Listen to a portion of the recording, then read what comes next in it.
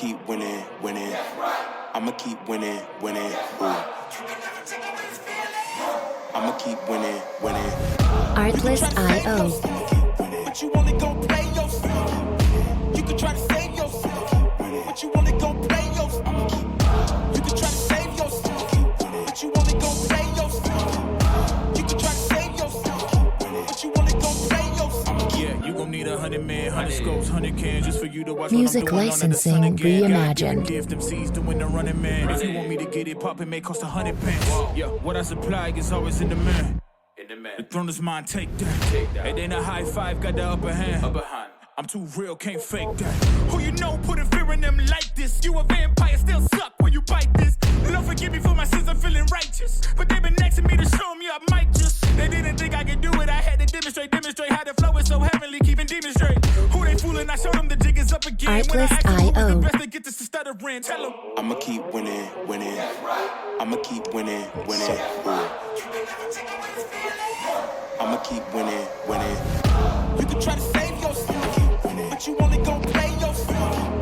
You can try to save. Countless hours of planning and preparation have brought you here. This is a sport like no other. Welcome to Honor of Kings. Enemy minions will arrive in 5 seconds. All forces, move out!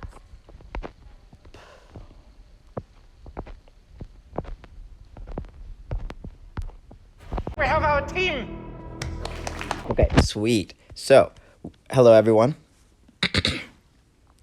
We have a triple SS flawless Mortal Kombat flawless 0 Donghuang game, and my partner here, Chupa Pharaoh, also picked a triple S rank. So here's the builds. I'm gonna overview both his build and my build at the same time. Let me see here. We got this Fate, the Harmony, and the Void, and then we will go into the commentary with the analyzation of micro macro. He has the unparalleled flawless stuff. He gets 3 of those, 7 calamities to already get some value of that extra damage component from the unparalleled and giving extra crit damage and having the over 10%, crit rate. Then he picks up 7 of the hunts for 7% attack speed and movement speed. 3 in the physical lifesteal, which is all you should need, and full eagle eye. I try to block that. He gets out. He takes 1 more hit. He would have died. So really good stuff there. As you can see, those are the runes. So if you want to try to get these triple SS, play exactly as we did. Again, the bot lane is a partnership. It's kind of a bromance or whatever you want to call it.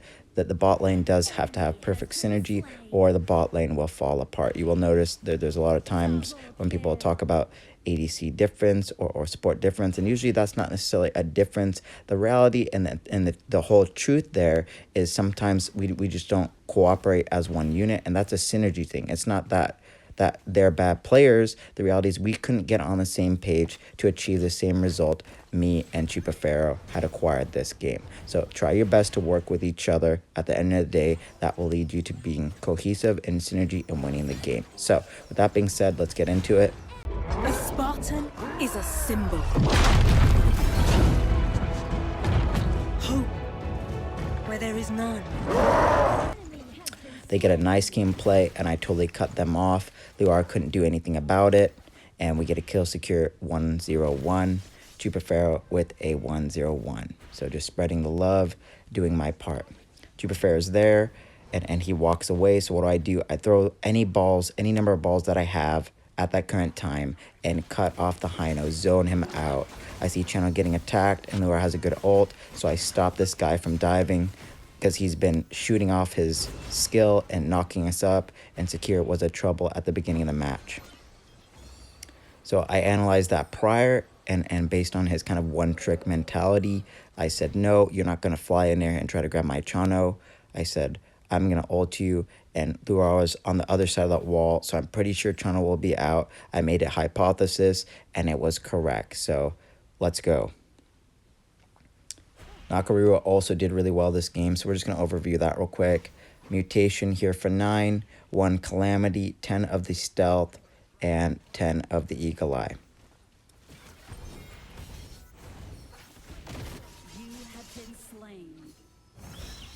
Okay, so we're just keeping the wave even here until they're all there, and then we push it up, so that way we're all sharing that gold and XP. Another component here, and we'll get to that when it's relevant in this video, is trimming the wave or wave control. Sometimes you want to freeze the lane so you have chase over your opponents.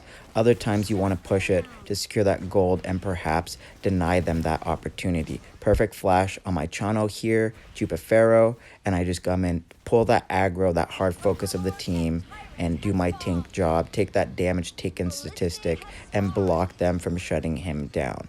We want to secure us having that game, and even though we're low, some may say, why didn't you stay and get more gold?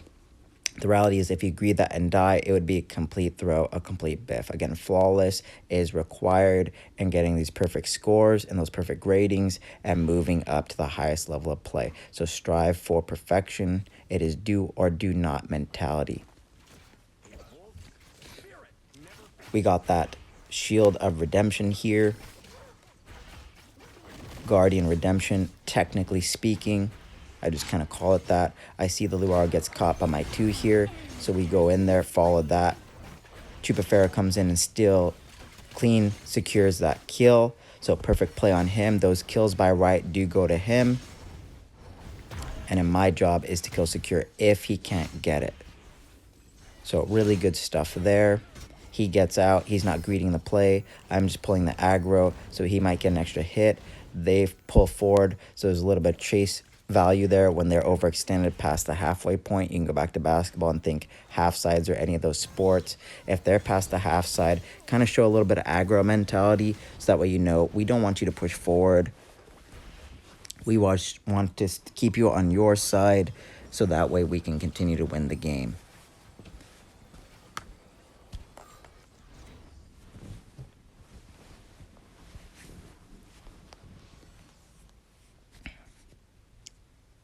So let's go see what the Zhao Kuo is doing. She's kind of low, but what she's been doing all this game, and she was doing so pretty perfectly, was she was baiting them in with her capabilities at low life. So she goes in, she stuns them, she sets up some kills. She's kind of putting a chum the waters mentality by putting some blood in the water and seeing if the shark takes a bite at the cost of her own life. So I know she's doing that for us. So as you can see, I'm kind of panning left and right just to see if Pei wants to come out. A little bit of mind game component and trickery there where he's not quite sure if I want to help her or if I'm leaving. So he just says, no, it's not worth it. I'm going to leave and maybe I'll try again later.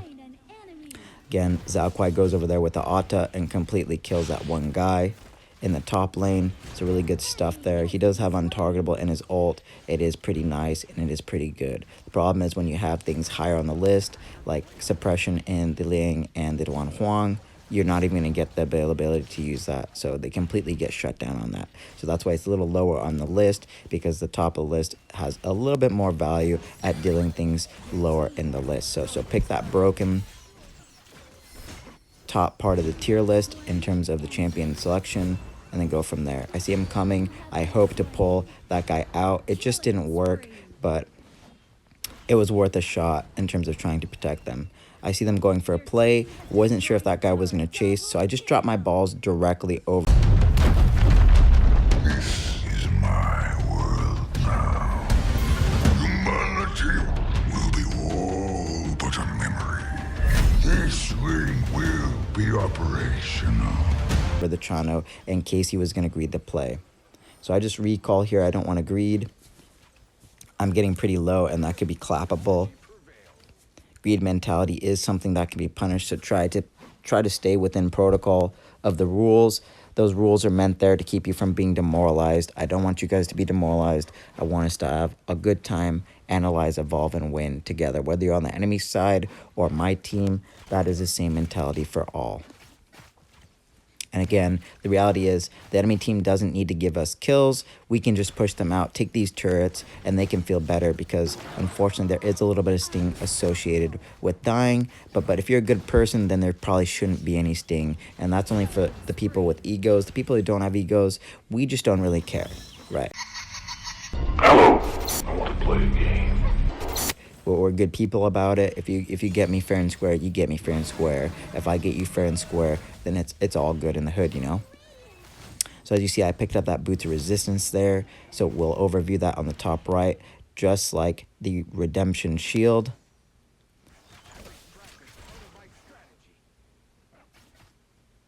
Going into our next item here, I take it upon myself to take out this tier 1 here because the minions are pushed, and Chenna was nice enough to put some forward vision on his own person so I can see what was going over here. I noticed what's going on there, so I ult this pay, secure him to get out, and in case he wanted it, I pop that shield redemption, Guardian Redemption, technically speaking, activatable ability to give him some shield so he could choose whether or not he wanted to greed or take the kill. So it's up to you to decide based on when that happens, based on your cooldown, the conditions of your kit, and the limitations of your set kit.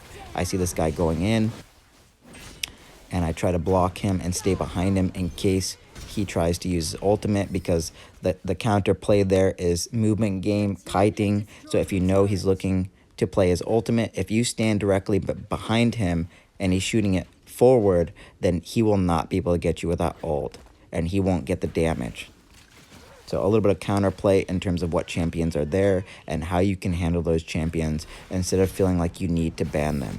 Yes, there are certain champions you should just ban, and there's times where you can just let them play it and then see how it works, and or use counterplay and strategy to your advantage. I see the secure caught out here. Again, I activate my Guardian Redemption here, technically speaking, just to secure that if in case the enemy team had come in, we could secure that kill and then have a shield in case we wanted to continue to attack the team based on the conditions of our cooldown. So cooldown awareness is key component. That will mean you don't have to greed.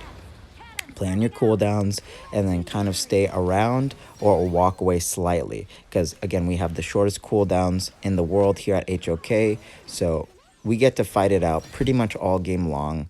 The more important greed here is your summoner spells. Don't greed your summoner spells or not be having them. Excuse me. And the other part is if you're really low on life, unless you're really smart and good with the movement and the bait like the Zhao Kuai here, then just go back. And again, there was a few instances here I'd like to point out. It's not to put the Zhao Kuai down. The reality is she baited a few times, and what happened, she died. But the Nakaruru was watching the whole thing going down, and she came in and made it right. She dies, and Nakaruru picks up like a double kill or whatever. Again, the jungler is a competent referee and is watching everything go down.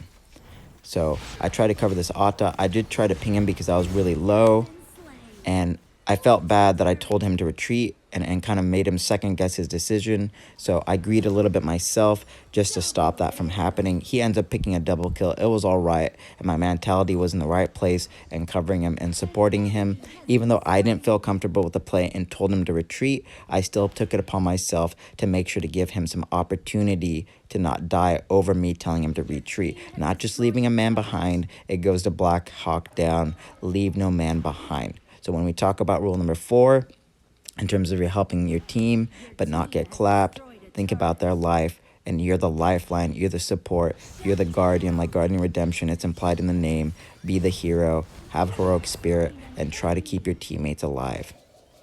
Again, a lot of that comes down to just being good at micro, perfect mechanicals, and the other component to that is having the deduction to know what type of play is happening, knowing what's going to happen ahead of time, having that approach and that path to secure protection as the mountain view. I see this pay here, and my Zhao Kuai is right there, so I ult him. He gets out. He does have 2 forms, human form and that tiger form. So he's got a little bit of tricks up his sleeve in terms of capabilities, because he's got 6 moves, or 5 rather, because I think one's transformation based. Either way, he's higher skilled tier ceiling for sure, and that's why he's a little lower on the list, because he is harder to play. So the easier picks are definitely on the top of the list. Why? Because easier wins the macro and the micro. Anyways, I see Zhao Kuai take a turret shot there, so I had perfect parry timing in the redemption. These are the cards we've been dealt, so we might as well play them.